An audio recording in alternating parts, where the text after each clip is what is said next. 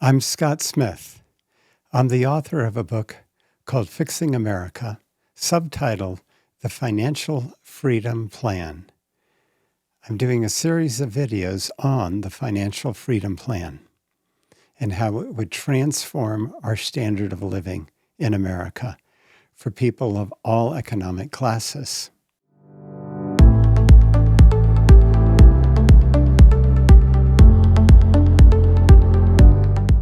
My interest in economics began about 35 years ago when I got out of college, and I had majored in philosophy, and I found that it was not a marketable degree.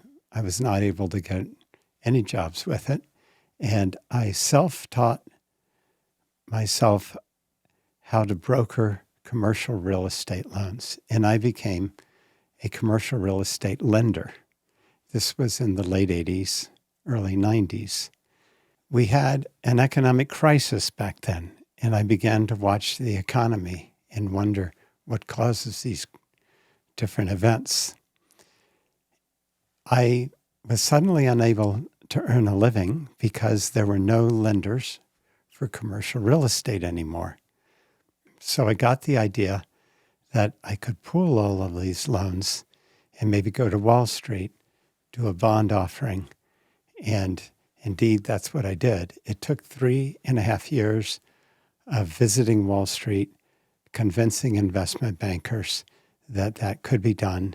And that was really the birth of commercial mortgage-backed securities and mortgage-backed securities that were not guaranteed by the government. That was a new transition.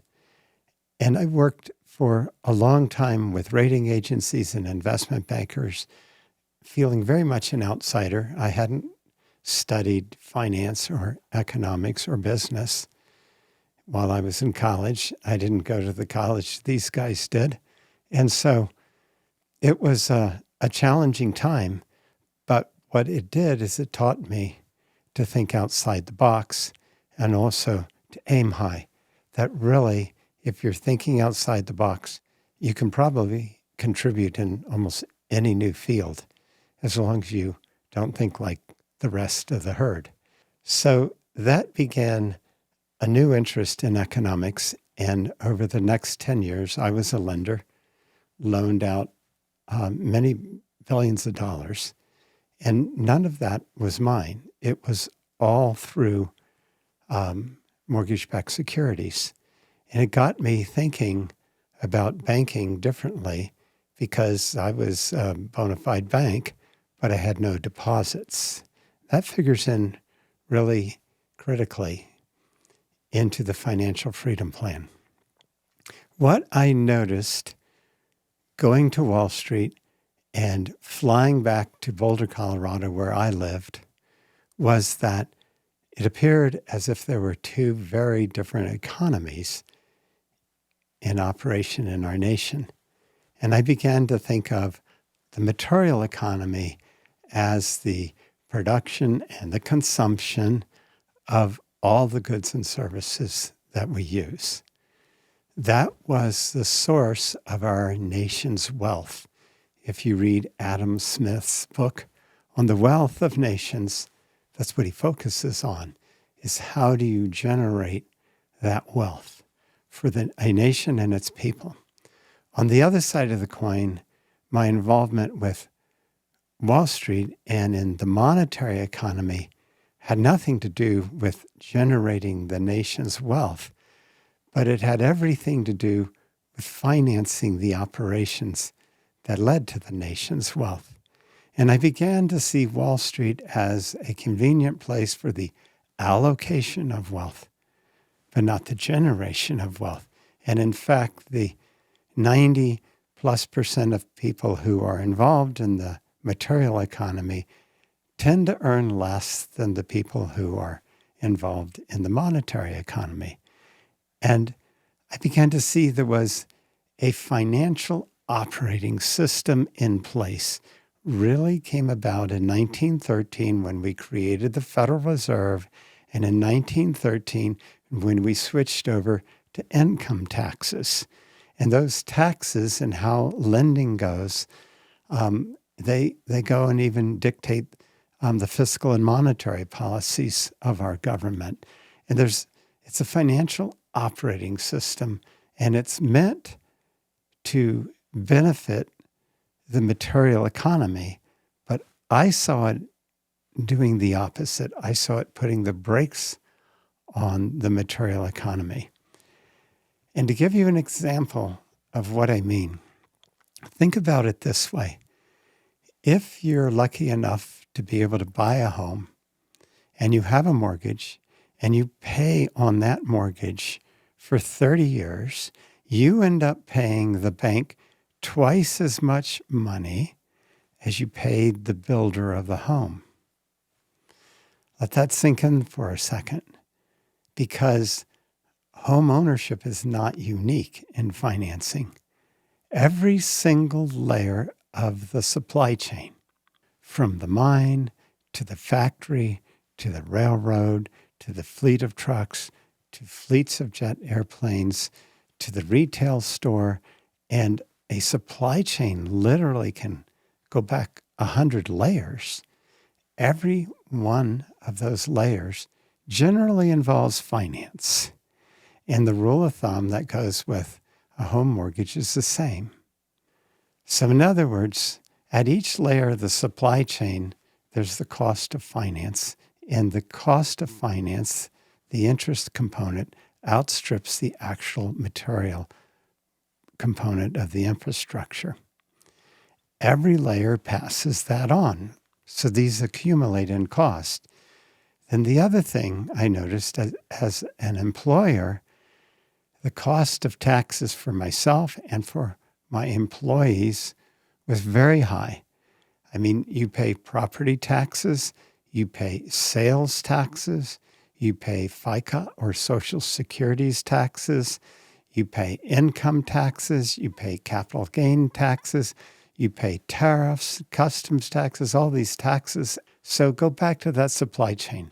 Here you have every layer of the supply chain having these taxes and having this interest cost and passing 100% of that on to the next layer. Okay? Just think of how that accumulates.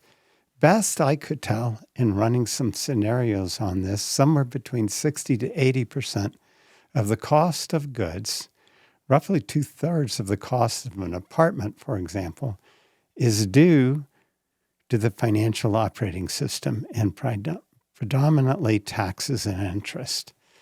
So you could see something was amiss.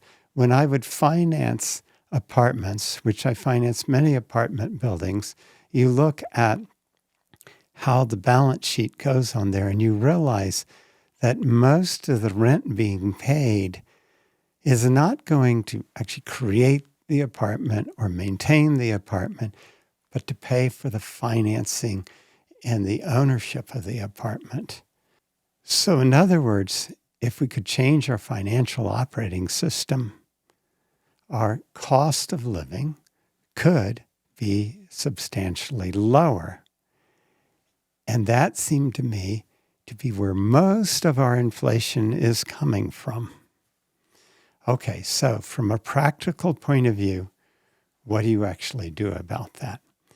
That became my obsession about 15 years ago, because I looked at the problem long enough that I began to realize it's an enormous problem. And the first thing I did is try to put aside all of my political opinions.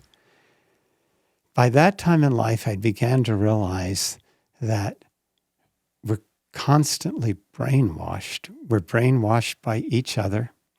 We're brainwashed by whatever authorities we're turning to. We're certainly brainwashed by our political parties.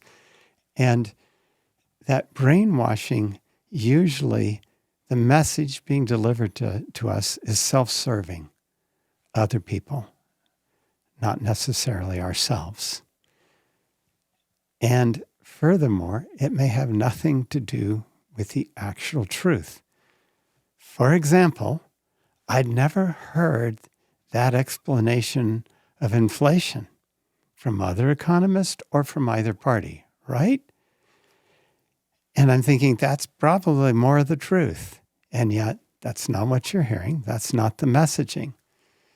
So what else is the truth? And I thought, okay, let's put aside conservative and liberal viewpoints, and let's say you had a magic wand or you were made the king of the country. What would you do to fix the problem? And I thought, okay, well, do you raise taxes? I knew full well the cost of taxes to myself, to my employees in the supply chain. I really couldn't see there was a lot of room for raising taxes. Furthermore, the wealthy represent such a small percentage that when you go out to raise their taxes, it doesn't make as much of a difference as you would think. So raising taxes did not seem to be the answer. In fact, I modeled it and I raised taxes and I looked at what could be done, and it was like, it's not going to get you anywhere. So maybe it's cutting spending. And it seemed like that's the only two mantras there were. So cutting spending, and you start analyzing the government's budget and where that money is spent and what would happen if that money was not out there, you begin to see the impact on jobs and the GDP is enormous. And it's like we were in this catch-22. We had boxed ourselves into a situation where you could neither go right or left. It would always end in destabilization and a reduction of the power of the economy. And yet at the same time, I could see we're running into a brick wall, 90 miles an hour, no airbags, no seatbelts, because when I began to look at the standard of living of Americans across the quintiles, 5 different levels of economic means, it turns out that about 85% of Americans are falling behind year after year and decade after decade. In other words, it's much harder to buy a house for 85% of Americans than it was for the previous generation and the previous generation. And why is this? It's because you look at the insidious cost of inflation over time, and it just erodes the value of your earnings. Your earnings don't keep up. But it's much worse than that, because inflation does not capture the increasing cost of living. In my book, I go through chapter 1, the cost of living, and you look at things like housing. Housing is increasing, both rent and the cost of housing. The cost of housing is increasing faster than 99% of people's income. Only the upper 1% is their income increasing faster than the cost of living. I mean, that should sink in for a second. That's not tenable for anyone. The cost of education is increasing almost just as fast. In other words, in 20 years, a year in college would be over $1 million at the rate we're going. You can see how challenging that is. Cost of education is getting out of hand. And that's not just for college, that's K through 12, and your taxes pay for that.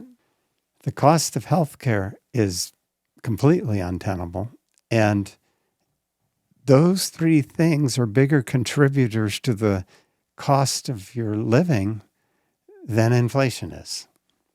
So, when you're keeping your eye on inflation as the Federal Reserve, you're missing the bigger picture yet.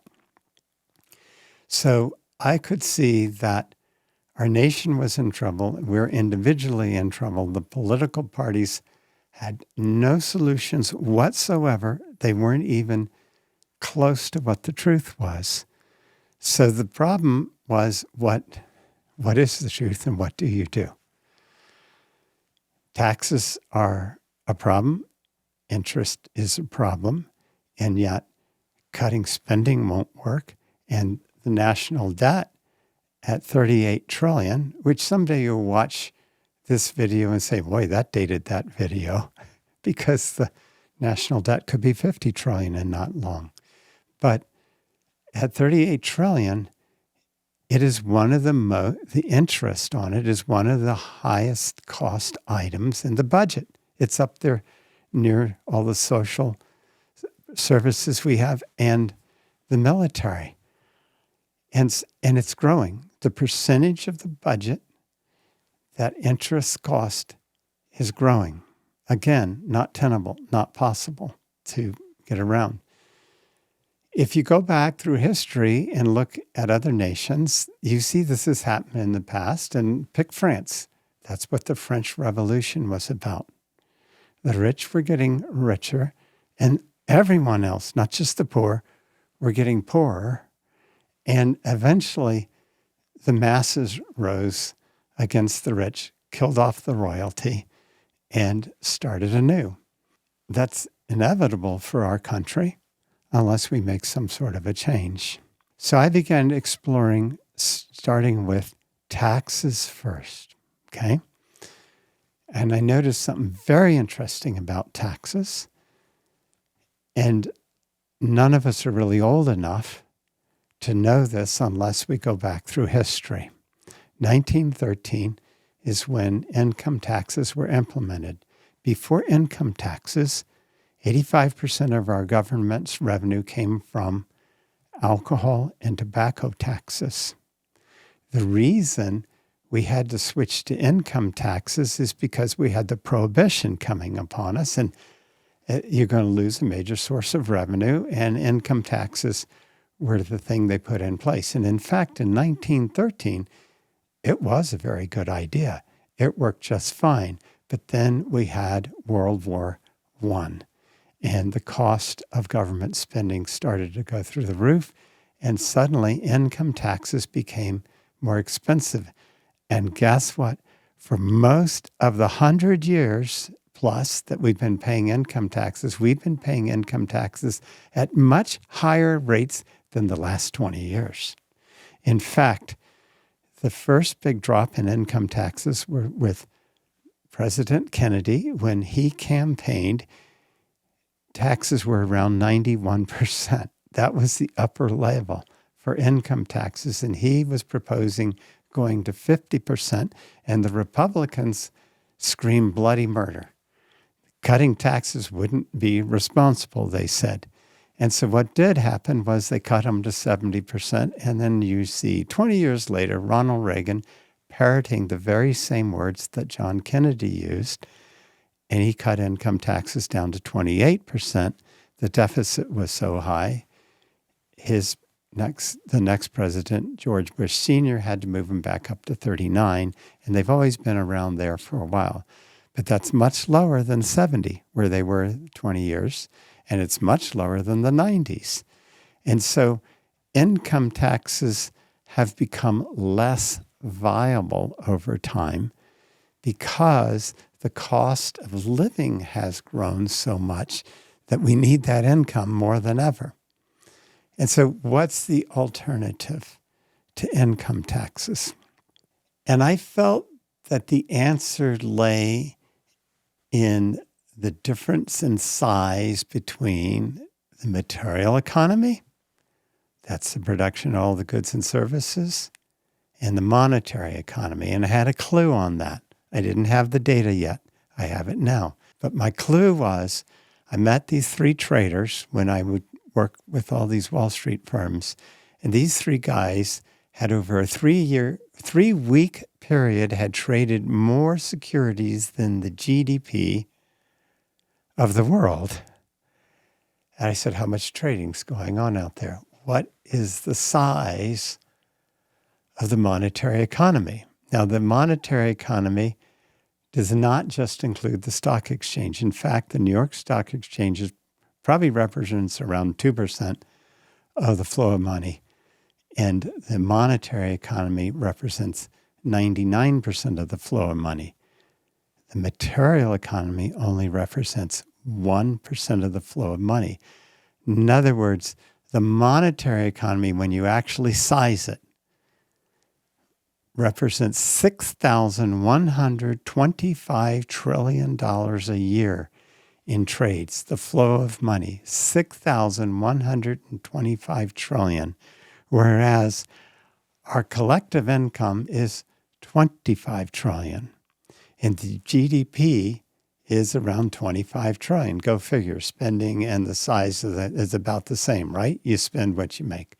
So there's these two $25 trillion buckets that we get all of our state, local, and federal taxes out of.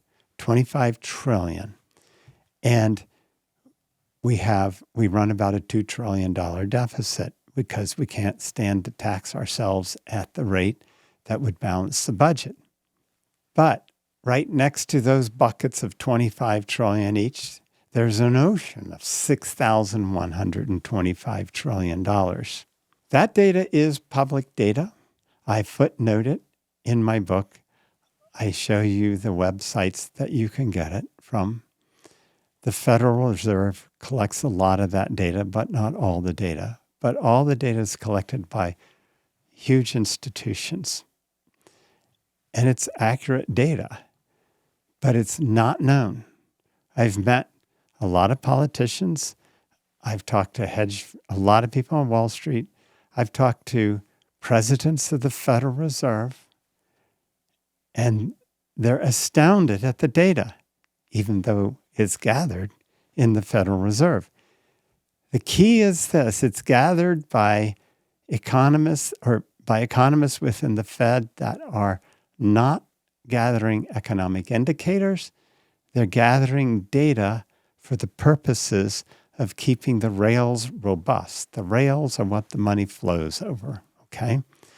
And when you're worried about the technology behind that, the software behind that, you need to know those flows.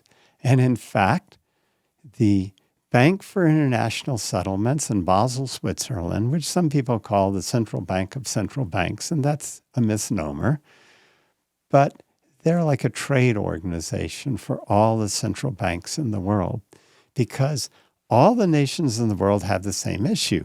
You've got to have the rails being robust. You've got to figure out how money flows around the world, and that's a technical problem, and they gather that data. And the Bank for International Settlements publishes it for most all the countries in the world. So you can go look it up yourself. The only two major countries that opt out right now are Israel, so we really don't know what their flow is, and China. But in America, it's about $6,125 trillion.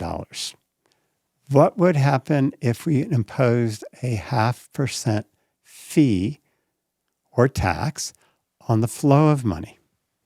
Let's look what would happen to you personally first. If you earn $100,000 a year right now, you're paying around $40,000 to $45,000 a year in taxes, depending on where you live. If you include your property taxes and sales taxes in there, it could be as high as $55,000. That's a lot of money out of $100,000. If you're earning $30,000, you could be paying $4,000 to $6,000. Well, if you're earning $30,000, $6,000 a year is a lot of money. But if the fee was 0.5%, okay, a 0.5% fee, your income is just part of the flow of money. It would be taxed at 0.5%. So at $100,000, instead of paying, say, $50,000 a year in taxes, you'd pay $500.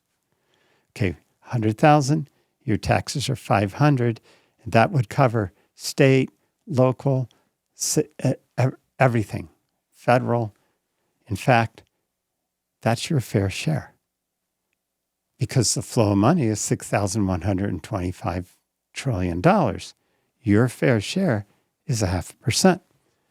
Let's go back to somebody earning $30,000. Instead of, say, $3,000 in taxes, they're going to be paying $150.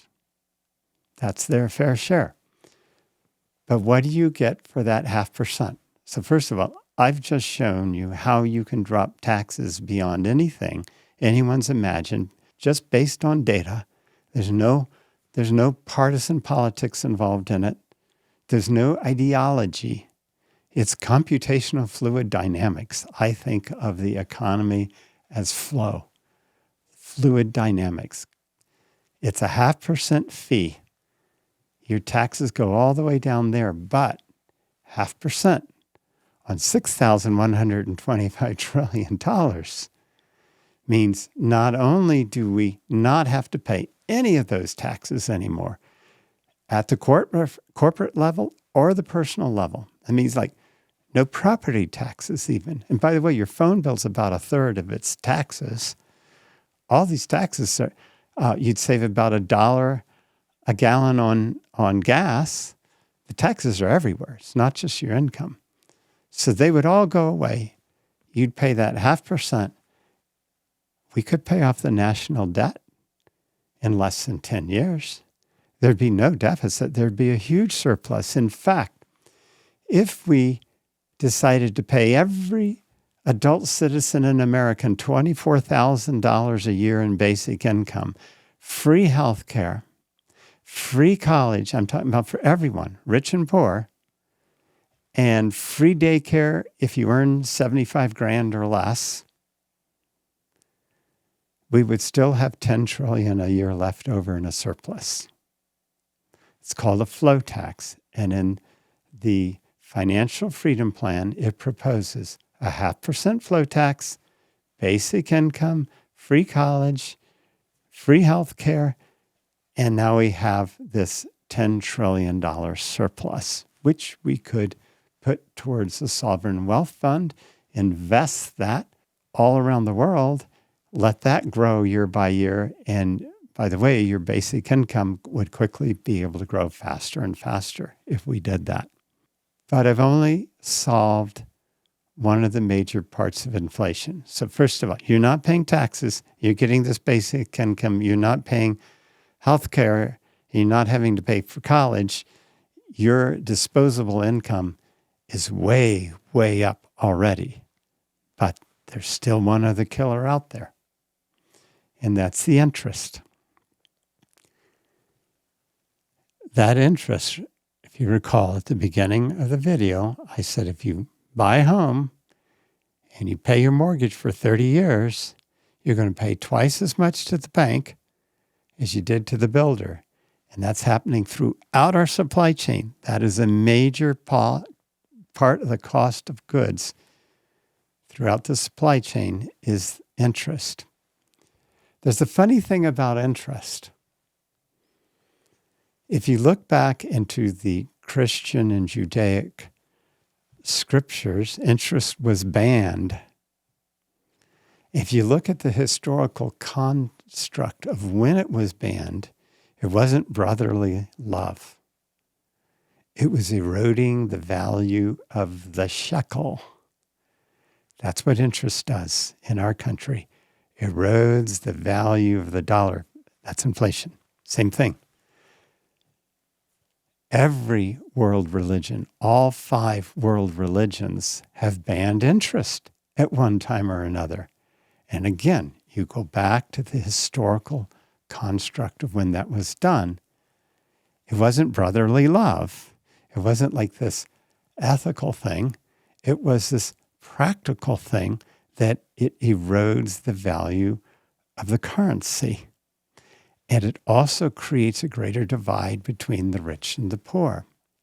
How would you ban interest today? Could you do that? Our banks depend on that, don't they? Or do they? When our banks used gold as money, the only way the bank could attract money was to pay a depositor interest. And so then they had to lend the money out with interest. It's the only way we've known. But in 1913, we established the Federal Reserve, and we have a fiat currency. The Fed regularly generates reserves, and there's no interest on that. That's just creating money out of thin air. Fractional reserve lending does the same thing. I won't go into the details of that in this video, but I will in another video. We have depository-based lending today. Because of that, we have very strict laws on banking because our nation doesn't want the depositors to lose their money. And so today's banks in 2026 are not able to perform most of the functions that a bank did in 1800 or 1700 for that matter, or the Medici brothers banks in the 14 and 1500s. They made startup loans. They did all sorts of financing that our banks can't do today. Ironic that our banks are shackled and handcuffed and able to do less in the financial world than historical banks were. It's all to protect the depositor. But you don't need deposits. How do I know that? Remember, I loaned out billions of dollars in the 90s through mortgage-backed securities. I didn't have any deposits. I had a source of capital, and it was the bond market. And in fact, Fannie Mae, HUD loans, all of those, they use the same bond market. They're not using depositors' money. There's another source of money out there. I already mentioned it. It's the Fed. It would be very easy for the Fed to generate the money that the banks needed to lend out, and the deposits would just be stored safely in the bank or in a vault. I mean, you just don't use the depositor's money to lend anymore, and you use reserves generated. Now, I'm not going to name names, but I've talked to people at the Fed, and they said this could be done. One guy said, I get chills because this would solve so many problems. There'd be no bank runs anymore. You would still have all the lending parameters. It's not free money for everyone. You'd have the same requirement to pay it back, but you wouldn't have interest. Your mortgage would be less than half of what it is today. That's what technology is about. More for less. Didn't matter how much money you paid back in 1850, you could not fly across the ocean. The richest king could not afford to fly across the ocean. Technology is what affords us to do everything, and financial technology is just as much technology as all other technologies. The Financial Freedom Plan is just an observation about the technology in our financial operating system. It needs to be upgraded. We don't want depository-based lending anymore. Banks could make startup loans this way. Banks could provide money to corporate America where they can't today. The entire existence of the venture funds and PE funds is predicated upon that we have a handicapped banking system today. You can't use the depositor's money for that kind of stuff. So now we have this side private banking that's come up with the most expensive capital there is out there. Think of the irony of this. Startups, that's where our technology comes from and where businesses are launched. Every business you see out there was a startup at one time. Hardest capital to come by, most expensive capital to come by. Second most expensive, private equity. That's where the growth capital comes from today. Again, you go back to the supply chain, all those costs add up, and you, the consumer, pay it in the final product you buy. Our current financial operating system has been hamstringing our progress. The material economy has had amazing progress. Our financial operating system has held us back. Take a look at my website, fixingamerica.us, not .com, fixingamerica.us. You can read about my book there. You can look at videos. We're going to populate that website with these videos. I'll go into detail about each little piece. This is a grand overview to start off with. Our lives can be substantially different. In one of the future videos, I'll show you the disposable income for 6 different levels of families under the Financial Freedom Plan, and it's astounding. There's a lie out there that the rich need the poor to be poor in order for them to be rich. Henry Ford saw through that. He said, no, I need customers.